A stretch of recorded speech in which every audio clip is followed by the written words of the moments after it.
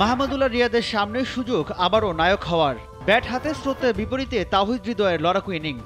তবে শেষ ওভারের রোমাঞ্চে 4 রানে হেরে আরেক দফা স্বপ্নভঙ্গ হল বাংলাদেশের। লক্ষ্য তারায় নেমে বাংলাদেশের শুরুটাও হয় মলিন। 37 রানেই হারায় 3 উইকেট। সৌম্য সরকারকে একাদশের বাইরে রেখে তানজিদ তামিমের সাথে ওপেন করেন অধিনায়ক শান্ত। তামিম 2 অঙ্ক ছোঁয়ার আগেই ফিরলেন সাজঘরে।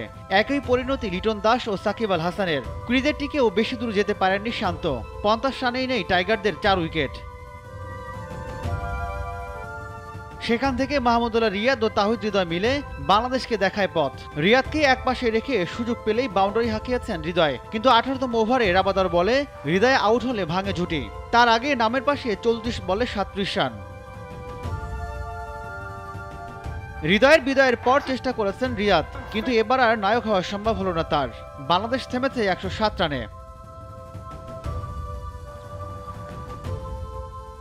এর আগে টস জিতে ব্যাট করতে নেমে তানজিদ হাসান, সাকিব এবং তাসকিন আহমেদের বোলিং তোপে মাত্র 23 রান তুলতে শুরুর 4 ব্যাটারকে হারিয়েছে দক্ষিণ আফ্রিকা। আগ্রাসী ভঙ্গিতে ব্যাট করা কুইন্টন ডিকক 2 ছক্কা ও 1 চারে 11 বলে 18 রান করে তানজিদের বলে বোল্ড হন। হৃদয় হ্যান্ড্রিক্স এবং স্টাবোসকে রানের খাতা খোলার সুযোগই দেননি এই টাইগার পেসার। তার সঙ্গে উইকেটের শিকারে যোগ দেন অভিজ্ঞ তাসকিন আহমেদ। 8 বলে 4 রান করে এইডেন মার্করামকে বোল্ড করেন তিনি।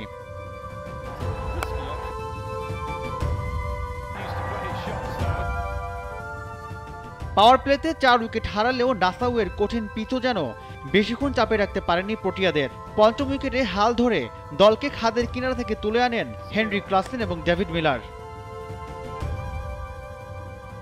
যদিও 11তম ওভারেই তাদের জুটি ভাঙার সুযোগ পেয়েছিলেন টাইগাররা, তবে হতাশ করেছেন লিটন দাস। মাহমুদুল্লাহ রিয়াদের বলে খোঁচা দিয়ে ক্যাচ তুলেছিলেন মিলার, কিন্তু সেটা গ্লাভস বন্দি করতে ব্যর্থ হন লিটন। তাতে এ জুটিতে 17 রান পার করে ফেরে পটিয়ারা। 18তম ওভারে গিয়ে তাদের 79 রানের জুটি ভাঙেন তাসকিন। 3 ছক্কা ও 2 চারে 44 বলে 46 রান করে আউট হন ক্লাসেন। পরের ওভারে বিদায় নেন মিলারও। 38 বলে 29 রান করে তিনি বোল্ড হন রিশাদ হোসেনের বলে। শেষ ওভারে মাত্র 4 রান দিয়ে প্রোটিয়াদের 113 রানেই আটকে দেন মুস্তাফিজুর রহমান।